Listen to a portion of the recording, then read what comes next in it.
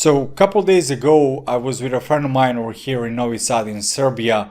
I was at pizzeria and a friend of mine told me like this is the best pizza place in entire Serbia. Yeah, pizzeria is incredible. They are truly like real professionals. Everything is awesome.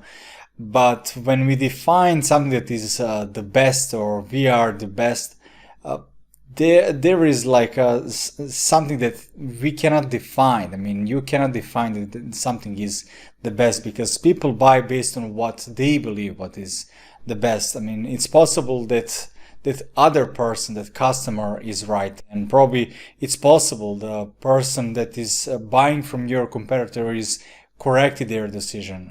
In fact, it's likely that they are correct in their decision because sure, if they knew what you knew and if they believed what you believed and if they wanted what you wanted, they would pick what you have picked.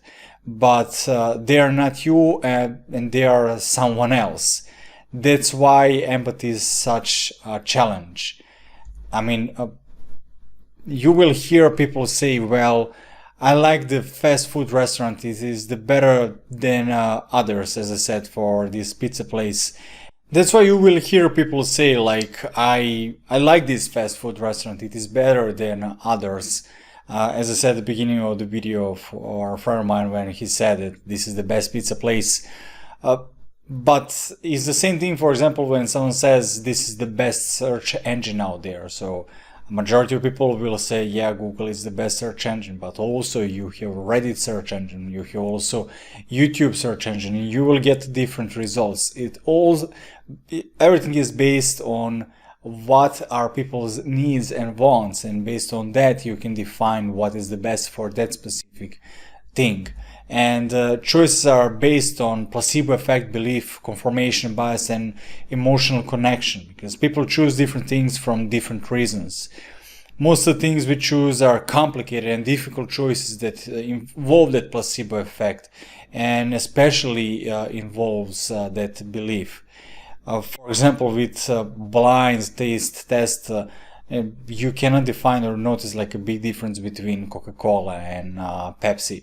So that is one thing, but the perceived value between those two brands will give you a specific indication of what kind of person or in what that specific person believes in. And this is a great example with blind taste test. I mean, when you just Google about this, you will find a ton of research about this, that people, especially sommeliers, cannot tell the big difference between $100 bottle of wine and $10 bottle of wine. And we know this for a fact. I mean, so we have to begin by digging deep and stop saying my product is better, and instead start positioning ourselves in axis where we can define where are the people for what we believe in, that they also believe in those core values. That is how we define ourselves as better, because we are properly positioning ourselves. So if you can't come clean with how you are deciding, you are never going to be able to have empathy about how other people are deciding. Just remember that and really understand this. So what we seek to do is to say, I get it, I understand that this person has decided to do that because they value this specific thing. And that is how you can position, for example, in this case about the pizza place, you cannot say it is the best pizza place in town. You can say they have the fresh ingredients and they have the best crust, but maybe some people want to go to a place that reminds them of their mom, or maybe some happy moments. But also you have people who just want to walk one block from their apartment and that's all. But also you have people who will buy any pizza that is on Groupon promotion or on discount. So you have different people. That's why all of these points are valid, and that's where the empathy comes in. And the empathy gets even more difficult when we stop talking about our own choices and start talking about our own product. I mean, then it's our own product. And when we have built it by ourselves, we carry around that idea and we believe it's better. But of course, it's not better, because people don't know what you know, and people don't believe what you believe. They still don't have a true value. They don't have a proper understanding about that. I have actually made a video before this one where I'm explaining the true values and how people can resonate with your idea or your product. And you need to be really clear about the story you tell yourself, about the things you believe and about the things you say you want. And imagine, though difficult, I mean, it's really difficult that other people don't want those things, that other people don't tell themselves those stories, that other people don't believe what you believe.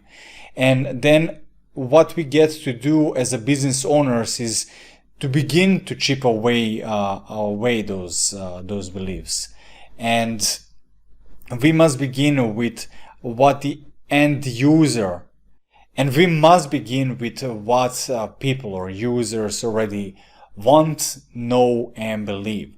That is how you can properly position yourself, and it's going to be a lot easier because you will not be a noise in their head.